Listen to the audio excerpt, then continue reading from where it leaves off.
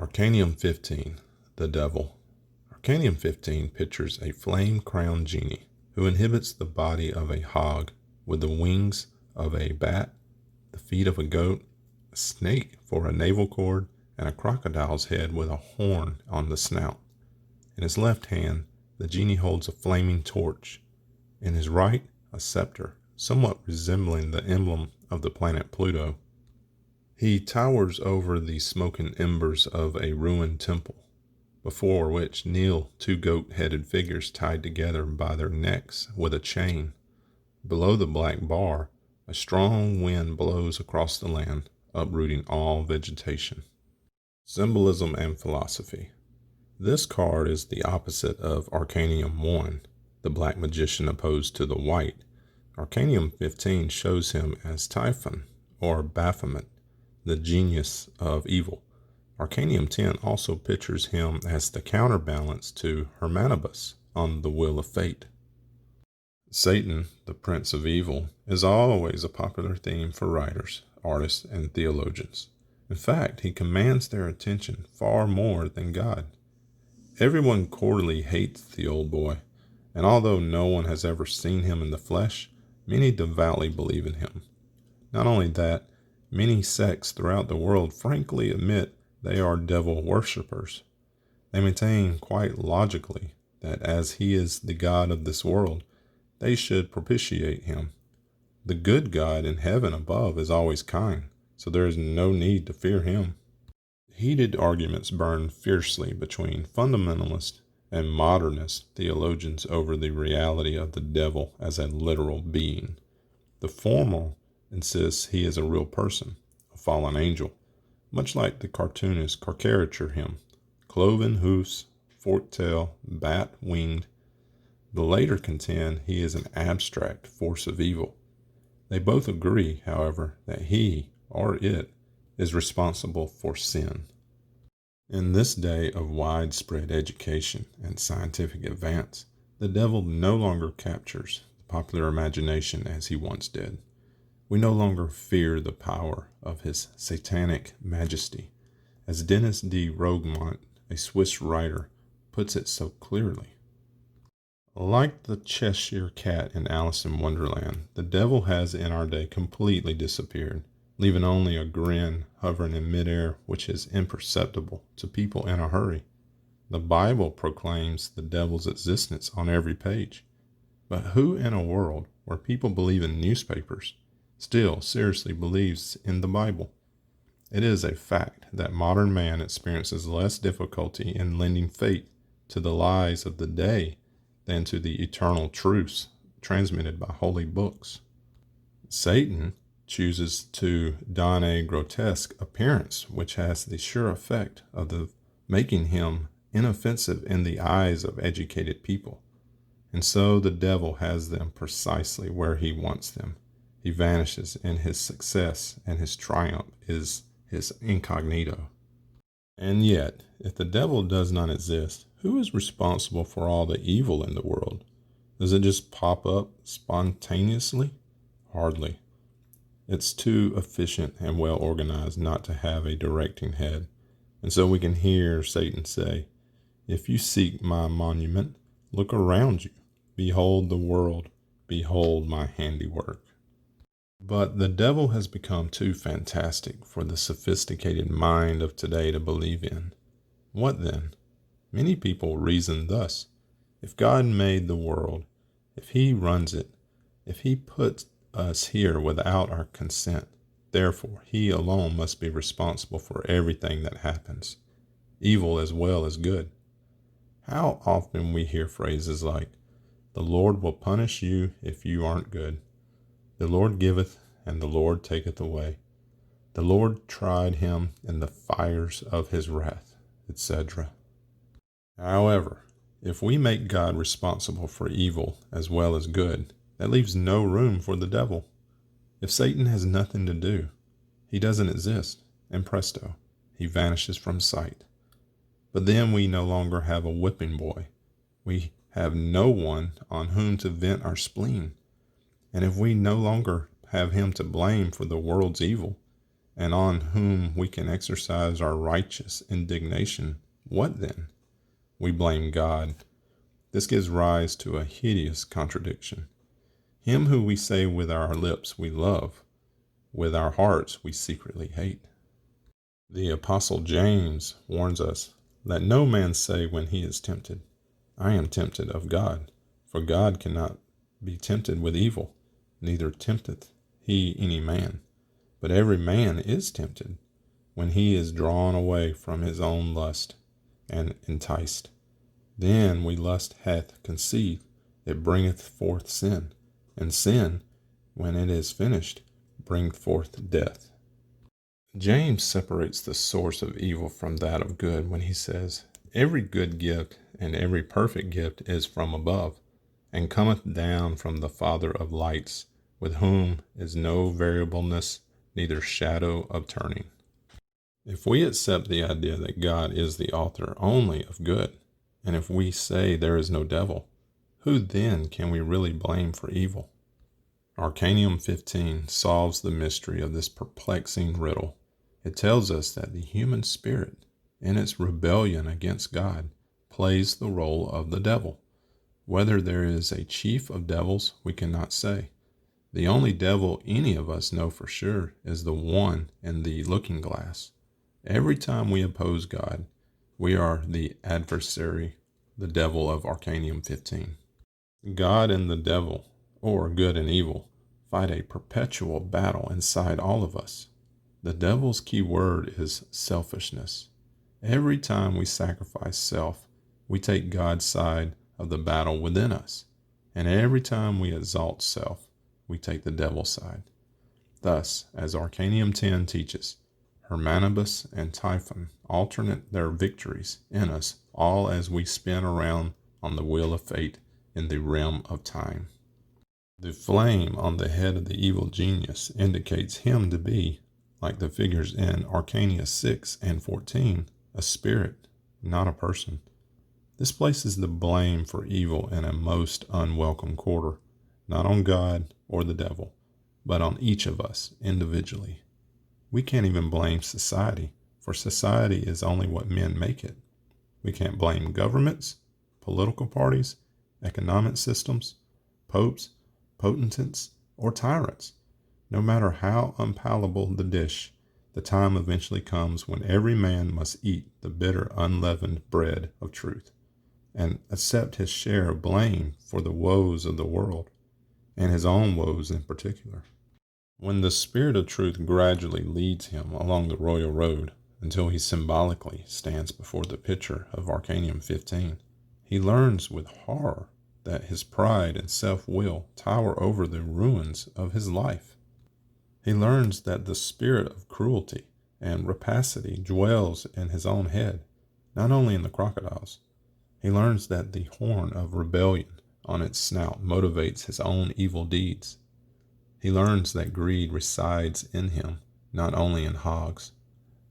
That the goat's feet symbolize his own selfish ambitions, his own lust for power, that entice him to scramble madly, goat-like, to the top of the social pile, regardless of how many souls he grinds underfoot. Like the story Prometheus, Arcanum 15 reveals the rebel human spirit as the thief who stole the creative fire from heaven and brought it down to earth. In his left hand, he holds the flaming torch of hell that sets fire to the temple of the spirit and causes it to crash in ruins at his feet. Casting himself out of his father's kingdom, he has no place left to go but to the realm of the Lord of Death, symbolized by the scepter of Pluto, which the evil genius holds in his right, or positive hand. This emblem refers to Arcanum 022, allocated to the planet Pluto, where we saw the blind fool walking into the open jaws of the crocodile. Arcanum 15 shows the catastrophe that overtook him after his lust and greed, symbolized by the alligator, swallowed up his spirit. In Arcanum 022, he walked blindly, but in Arcanum 15, he is pictured by the goat-headed figures, represented self-centered man and woman, with his eyes wide open, his body alert, and his hands making the inversive sign of black magic. This ensemble teaches us that by our own too selfish thoughts, we ourselves fasten the chain of limitation and bondage tightly around our neck. Our subconscious mind operates on the wavelength of self-centeredness, symbolized by the navel cord in the form of a serpent darting out from the solar plexus or abdominal brain, seat of the animal soul that rules our fourfold earthly nature. The bat wings on the evil genius tells us that straying from our Father's house made us denizens of the underworld, the world of shadows and unreality. A bat flies only at night, guiding his flight by a sense of feeling. When the morning dawn begins to streak the sky, he hangs himself upside down in the darkest cave he can find, covering his head with his wings to protect him from the light. The common expression, blind as a bat, well describes the spiritual condition of the unregenerate man who, like the figure in Arcanum 12, hangs upside down on the tree of good and evil. Is it any wonder Jesus said of natural man, "Light is come into the world, and men loved darkness rather than light, because their deeds were evil"? Arcanum 15 pictures the evil genius as a hermaphrodite, showing that sin rules with equal intensity over both sexes. A hermaphrodite is an abnormal creature, symbolic of a person incapable of love. It represents the unnatural state of man separated from God. From this self-imprisoning state, he must be saved by the power of the Father's love. Astrology. Arcanum 15 corresponds to the planet Saturn, ruler of the sign Capricorn. It signifies safety, cautiousness, stability, self-centeredness, crystallization, enfleshment in form. Human anatomy. Arcanum 15 indicates the dark organs of the body, liver, kidneys, spleen and heart, and their response to psychic powers. Also the bones, cartilages, and larger joints. It signifies stiffenings and hardenings of tissues. Masonic ritual. Arcanum 15 corresponds to the Master's elect of 15 degree. It symbolizes the fate of evil and is allocated to the planet Saturn. This degree tells the story of the capture of the assassins of Hiram Abiff. 15 follow craft masons conspired to assassinate their grand master, Hiram. 12 repented, while the remaining 3 committed the deed, hoping to escape into Ethiopia, the realm of darkness, or Saturn. This allegory dramatizes the pilgrimage of the human spirit from spirit to matter and from matter back to spirit, from eternity to time, and from time back to eternity, from God to self, and from self back to God. It tells the secret of sin and evil, namely, that the threefold human spirit alone is responsible, not the life of earth, symbolized by the 12 zodiacal signs depicted by the 12 FCs who repented. The Bible. Arcanum 15 first appears in the Bible in Genesis chapter 3, verse 1, where we read of the serpent, more subtle than any beast of the field. This does not refer to a literal snake in a literal garden, but typifies the serpent in the skies. The map of the heavens shows 3 serpents and a scorpion, representing the hypnotic power of self-will that drove the human spirit away from God. Isaiah chapter 14, verses 12 through 15, pictures the devil as Lucifer, a former angel of light, and his fall from heaven. Lucifer is a type of the human spirit. What happened to him happened to every man. The prophet Ezekiel describes the picture thus: Son of man, say unto the prince of Tyrus, Thus saith the Lord God, because thine heart is lifted up, and thou hast said, I am a God, I sit in the seat of God, in the midst of the seas. Yet thou art a man, and not God, though thou set thine heart as the heart of God. Behold, therefore I will bring strangers upon thee, the terrible of the nations, and they shall draw their swords against the beauty of thy wisdom, and they shall defile thy brightness. They shall bring thee down to the pit, and thou shalt die the deaths of them that are slain in the midst of the seas. Thou hast been in Eden, the garden of God. Thou wast upon the holy mountain of God. Thou wast perfect in thy ways from the day that thou wast created, till iniquity was found in thee. Ezekiel chapter 28, verses 2 through 15. These scriptures recount the fate of the rebel spirit who ran away from his father's house, the disastrous results of which Arcanum 15 dramatizes. Revelation chapter 8, verses 10 and 11 gives a similar account to that of Isaiah and Ezekiel about the fall of man. And there fell a great star from heaven, burning as it were a lamp, and it fell upon the third part of the rivers, and upon the fountains of waters. And the name of the star is called Wormwood. And the third part of the waters became wormwood, and many men died of the waters, because they were made bitter. The third part here refers to the triune spirit, which this fiery burning star fell from heaven's high estate. The waters of self-centered emotion put out its light, and in turn became embittered. Then again, we read in Revelation chapter 9, verses 1 through 3, I saw a star fell from heaven unto the earth, and to him was given the key of a bottomless pit. And he opened the bottomless pit, and there arose a smoke out of the pit, as the smoke of a great furnace, and the sun and the air were darkened by reason of the smoke of the pit.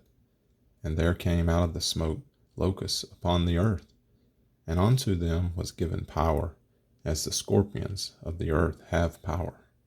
Arcanum 15 shows the evil genius holding the key to the bottomless pit, the emblem of Pluto in his right hand.